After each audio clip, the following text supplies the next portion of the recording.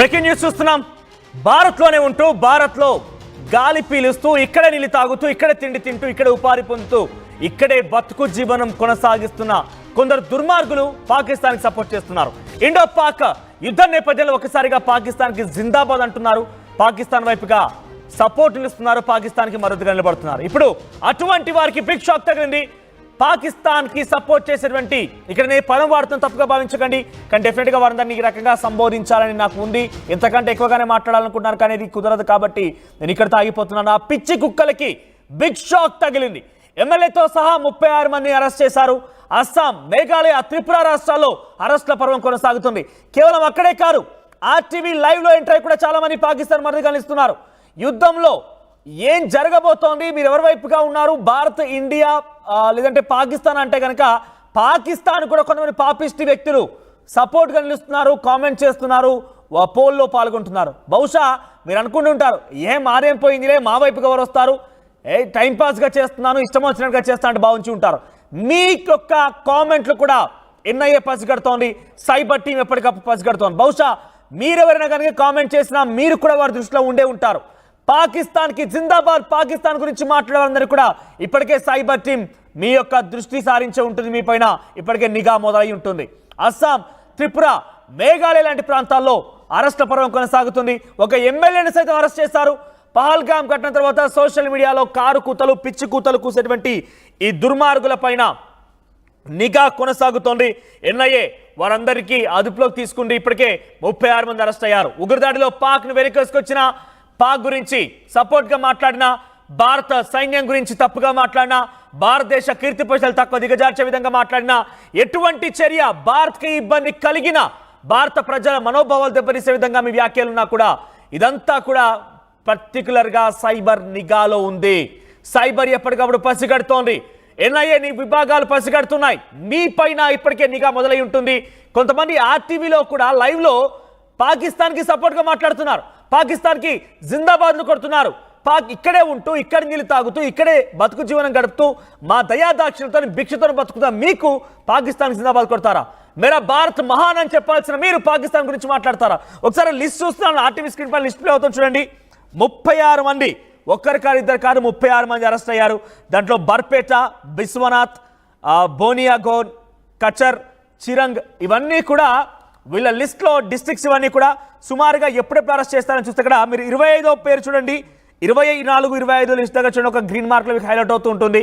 అక్కడ ఆయన ఎమ్మెల్యే అమీనుల్ ఇస్లాం అటువంటి వ్యక్తి పాకిస్తాన్ను ఉద్దేశించి మాట్లాడుకొచ్చాడు. ఆ ఉగ్రదాడి ఘటన తర్వాత పాకిస్తాన్కి మద్దతుగా వ్యాఖ్యలు చేశాడు. ఎమ్మెల్యే అయితే ఏంటి, ఎవడైతే ఏంటి, పాకిస్తాన్కి సపోర్ట్ చేసి నా దేశంలో ఉంటూ, నా దేశంలో గాలి పీలుస్తూ, నా దేశం ఆహారం తింటూ, నా దేశంలో బతుకు జీవనం గడుపుతున్న ఏ దుర్మార్గుడైనా, ఏ నీచుడైనా కూడా పాకిస్తాన్ గురించి మద్దతుగా నిలబడి భారత సైన్యాన్ని కానీ, భారత ఆర్మీ కానీ మీరు తప్పుగా మాట్లాడితే మీరు కూడా డెఫినెట్గా శిక్ష అనుభవించాల్సిందే. ఇక్కడ చూస్తున్నారు చూడండి, ఆ పోలీస్ ఆఫీసర్ పక్కనటువంటి ఈ వ్యక్తి ఎమ్మెల్యే అమీనుల్ ఇస్లాం, ఈ వ్యక్తి ఇప్పుడు అరెస్ట్ అయ్యాడు. అస్సాం సంబంధించిన ఎమ్మెల్యే ఆయన పాకిస్తాన్ వెనకేసుకొస్తూ మాట్లాడుకొచ్చాడు, పాకిస్తాన్ గురించి సపోర్ట్గా నిలబడ్డాడు, పాకిస్తాన్ని జిందాబాద్ కొట్టినట్టుగా మాట్లాడు. మేరా భారత్ మహాన్ అని చెప్పాల్సినటువంటి ఆ నోరు, పాపిస్తు నోరు కాస్త పాకిస్తాన్ వైపుగా మాట్లాడింది. అటువంటి నేపథ్యంలోనే అరెస్ట్ పరం కొనసాగింది. మీరు కూడా చాలా మంది లైవ్లో ఎంటర్ అయిపోయి పాకిస్తాన్ మద్దతుగా మాట్లాడుతున్నారు, పాకిస్తాన్కి సపోర్ట్గా నిలుస్తున్నారు, పిచ్చి పిచ్చి కామెంట్లు పెడుతున్నారు, ఆర్మీని కించపరిచే విధంగా మీ కామెంట్లు ఉంటున్నాయి, భారత ప్రజల యొక్క మనోభావాలు దెబ్బతీసే విధంగా మీ కామెంట్స్ ఉన్నాయి. ఇప్పుడు దేశమంతా ఐక్యతగా ఉండాల్సిందే. మీరు నిజంగా ఏం చేయకపోయినా పర్వాలేదు, మీరు నిజంగా యుద్ధం చేయమని ఎవరు అడగట్లేదు, మీరు నిజంగా డైరెక్ట్గా వెళ్ళిపోయి అక్కడ చేయాల్సిన పనే లేదు. కానీ నిజమైన భారతీయుడిగా మీ పైన, మీ భుజాల పైన ఒక కర్తవ్యం అయితే ఉంది, మీకు డ్యూటీ ఉంది. ఏంటి తెలుసా, మీ పక్కన ఎవరైనా కనుక ఇంకా ఇటువంటి దుర్మార్గం చేసేటువంటి దుర్మార్గులున్నా, ఇటువంటి విధంగా కుక్కలున్నా, ఎందుకు కుక్క అని పద వాడుతున్నానంటే మన దగ్గర ఉంటూ వానికి సపోర్ట్ చేస్తాడా? ఇటువంటి ఎవరైనా కనుక మీ దగ్గర ఉన్నా, మీ దగ్గర ఇంకా తిరుగుతూ ఉన్నా, స్లీపర్ సెల్స్గా వ్యవహరిస్తున్నా, సానుభూతి పరులుగా ఉన్నా, మీకు అనుమానం వచ్చినా ఎట్టి పరిస్థితుల్లో వదిలిపెట్టకండి. వారికి సమాచారాన్ని వెంటనే పోలీసులకు సమాచారం అందించండి, పోలీసులకు చెప్పండి. ఇక్కడ నేను ఒక రిలీజియస్ గురించి మాట్లాడలేదు, ఒక రీజన్ గురించి మాట్లాడలేదు, ఒక పర్టికులర్ అంశం గురించి మాట్లాడలేదు. ఎవరైనా సరే, ఏ ప్రాంతం వారైనా, ఏ మతం వారైనా, ఎవరైనా కూడా పాకిస్తాన్కి మద్దతుగా నిలబడినా, మీకు ఇది అనుమానం ఉన్నా కూడా వెంటనే సమాచారం అందించండి. ఇక్కడ చాలా మంది ఏమంటున్నారంటే ఎన్కౌంటర్ చేయండి అని కొంతమంది కామెంట్స్ పెడుతున్నారు. వెంటనే వారిని స్క్రీన్ షాట్ తీసి పెట్టుకోండి, కంప్లైంట్స్ చేయండి. అంటే ఇక్కడ ఒక వ్యక్తి ఏమంటున్నాడంటే ఆర్జే రెడ్డి కామెంట్స్ చేస్తున్నారు ఆర్టీవీ లైవ్లో, మీరు స్క్రీన్ షాట్స్ తీయండి అలా కామెంట్ చేసే వారిపైన కేసులు నమోదు చేయించండి అని చెప్తున్నారు. ఎస్, మీ బాధ్యత కూడా ఉంది, డెఫినెట్గా మీ బాధ్యత కూడా ఉంది. మీరు కూడా అక్కడ వచ్చేటువంటి కామెంట్స్ పైన పోల్స్లో చూడండి, ఇక్కడ పాక్ సపోర్ట్ చేస్తున్న వారిని ఏం చేయాలి అని అంటే అరెస్ట్ చేయాలని చెప్పి 39% మంది చెప్తే 61 మంది ఉరి తీయాలంటున్నారు. చూడండి ఇక్కడ ఏం జరుగుతుంది అనేది. సో ఇటువంటి అభిప్రాయాలు వ్యక్తం అవుతున్నాయి. మీరు ఇన్ఫాక్ట్ పాక్తో ఢీకొని భారత్ గెలుస్తుందన్న నమ్మకం మీకు ఉందా అని అంటే ఉంది అని 80% అని చెప్తే లేదు 20% మంది అంటారు. అంటే 20% మంది ఎవరంతా కూడా పాకిస్తాన్ మద్దతుగా ఉన్న వాళ్ళ, అంటే మీకు భారత సైన్యం గెలవాలని, భారత్ విజయం సాధించాలని, భారత పౌరులు సేఫ్గా ఉండాలని, భారత పౌరులందరూ కూడా క్షేమంగా ఉండాలని, భారత్లో ఇంకా అభివృద్ధి జరగాలని మీకు కోరుకోవడం లేదా? ఇటువంటి దుర్మార్గమైన పాకిస్తాన్తో యుద్ధం కావాలా మీకు? ఆ యుద్ధంలో మీరు భారత్ ఓడిపోవాలని కోరుకుంటున్నారా? డెఫినెట్గా గుర్తుపెట్టుకోండి, ఇప్పటి వరకు ఇంకెవరైనా కామెంట్ చేసినా మీకు డెఫినెట్గా రేపటి రోజు నోటీసులు రాబోతున్నాయి, మీరు కూడా అరెస్ట్ కాబోతున్నారు. అందుకే పదే ఆర్టీవీ అందరికంటే వేగంగా ఈ విషయాలు మీకు చేరవేస్తోంది, మీరు అలర్ట్గా ఉండాలని చెప్తోంది. ఎట్టి పరిస్థితుల్లో కామెంట్ చేయకండి అంటూ కూడా రిక్వెస్ట్ చేసింది. మీకు నిజంగా ఇష్టం లేకపోతే ఇక్కడ నుంచి వెళ్ళిపోండి. మీరు పాకిస్తాన్ మద్దతుదారులుగా ఉన్నారా? మీరు పాకిస్తాన్ వెళ్ళిపోవాలనుకుంటారు, వెళ్ళిపోండి, స్వేచ్ఛగా వెళ్ళిపోండి. మిమ్మల్ని ఎవరు అడ్డుకోవడం లేదు. ఇక్కడ ఏకంగా ప్రభుత్వాలు కూడా మీరు వెళ్ళిపోవడానికి కొన్ని సమయం గడివిచ్చాయి. ఇక్కడ నుంచి వెళ్ళిపోండి. మీ సంతొద్దు మాకు, మీ దుర్మార్గం వద్దు మాకు, మిమ్మల్ని ఎవరు ఏమనలేరు. మీరే కనుక మీరు పాకిస్తాన్ నుండి భారతీయులు కనుక చిక్కుకుంటే ఈ రకంగా చేస్తారా? సేఫ్గా వదిలిపోమని చెప్తారా? మీకు ఏర్పాటు చేసి పంపిస్తారా? అలా కుదరదు కదా. కానీ మేము చెప్తున్నాం, భారతీయులుగా మీ పట్ల కూడా మాకు శ్రద్ధ ఉంది, మీ పట్ల కూడా మాకు గౌరవం ఉంది. వెళ్ళిపోండి ఇక్కడ నుంచి, దయచేసి. ఇంకెవరైనా మద్దతుగా తెలిపేవారు కూడా వెంటనే ఇక్కడ నుంచి వెళ్ళిపోండి. లేదు, కాదు, కూడదు అనుకుంటే కనుక భారత ప్రజల ఆగ్రహానికి మీరు బూడిదవ్వడం ఖాయం. ఇంకా ఎవరన్నా కామెంట్స్ చేయాలన్నా సాహసించాల్సిందే. ఈ 36 మందితో సరిపెట్టలేదు, ఇంకా చాలా మందే ఉన్నారు. ఇంకా కామెంట్స్ చేసేవారు, పిచ్చిగా కారు కూతలు కూసేవారు చాలా మంది ఉన్నారు. ఇటువంటి వారినందరూ కూడా మీరు కూడా కామెంట్ చేసేవారు అవుతున్నారు. చాలా మంది కామెంట్స్ చేస్తున్నారు కాబట్టి మీరు కూడా ఒక కంట కనిపెట్టండి.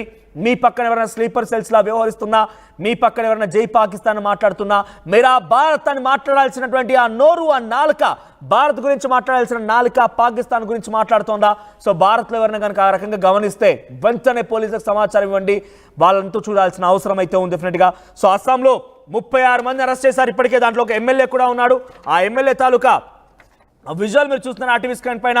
ఎమ్మెల్యే అయితే ఏంటి, ఎవడైతే నాకేంటి, భారత ప్రజల గురించి, భారత ఆర్మీ గురించి, భారత్ని కించపరిచే విధంగా మాట్లాడితే అందరూ సమానమే, అందరూ మా ముందు నిర్దోషులే, అందరూ డెఫినెట్గా శిక్ష అనుభవించాల్సింది. ఒకసారి ఈ ఎమ్మెల్యే ఇంతకీ ఏం మాట్లాడాడు, పాకిస్తాన్ ఉద్దేశించి ఏ వ్యాఖ్యలు చేశాడు చూడండి ఒకసారి ఏం చెప్పాడు.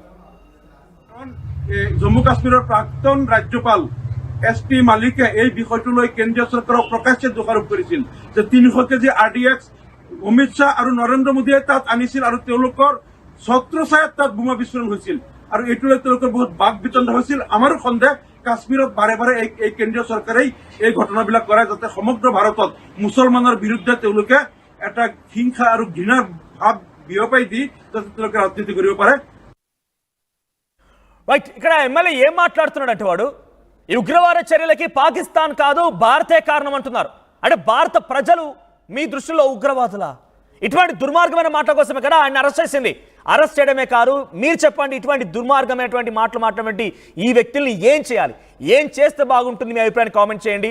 నిజంగా మన దగ్గర ఉంటూ, ఇన్ఫాక్ట్ మన దగ్గర ఉన్నటువంటి వ్యక్తులే కాదు, పాకిస్తాన్ అనే దేశం కూడా భారతదేశం యొక్క భిక్ష కరుణ కటాక్షాలతో బతుకుతోంది.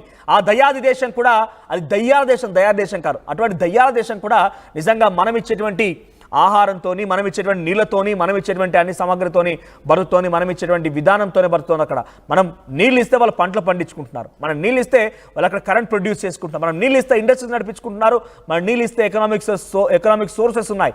అటువంటిది మన దయాదాక్షులతో బతికేటువంటి ఆ పాకిస్తాన్ మళ్ళీ మనపైనే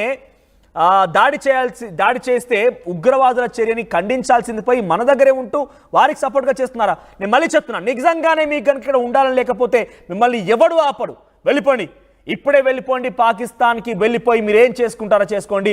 మిమ్మల్ని కూడా మీ అంతు చూడాల్సిన సమయం ఆసన్నమైంది. మేము డైరెక్ట్గా ఏం చేయాలో మా ఆర్మీ చూసుకుంటుంది. మా ఆర్మీ పైన మాకు సంపూర్ణమైనటువంటి నమ్మకం ఉంది, మాకు ఆర్మీ పైన మాకు చాలా గౌరవం ఉంది. మిమ్మల్ని మేమన్నాం, కానీ మీరు పిచ్చి పిచ్చిగా ఇక్కడే ఉంటూ ఇక్కడే తింటూ ఇక్కడే ఉపాధి పొందుతూ ఇక్కడే బతుకు జీవనం సాగిస్తూ మళ్ళీ మా దేశం పైన మా ఆర్మీ పైన మాట్లాడితే కనుక మీ నాలికలు